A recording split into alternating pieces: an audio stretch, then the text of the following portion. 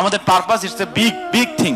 এই শিক্ষা ব্যবস্থা পরিবারকে ভিলেন বানাচ্ছে। যে মহল্লায় বসবাস করেন একজন মানুষও প্র্যাকটিসিং মুসলিম না, তারপরেও কিন্তু আপনাকে ইসলামের কথা বলতে হবে, মানুষের কাছে ইসলামের দাওয়াত আপনাকে নিয়ে যেতে হবে। এই উক্তির সাথে তো আসলে একমত না, কারণ লাইফ ইজ আ রেস। আমি রেসে জিতলে আমার কি পাবো? আমি যে সমস্ত পুরুষরা আপনাদের মুখের উপরে সিগারেটে ফুক দিতে দিতে আপনাকে আই লাভ ইউ বলে, আমি আল্লাহর কসম করে বলতেছি এরা কোনদিন আপনার দায়িত্ব নিবে না।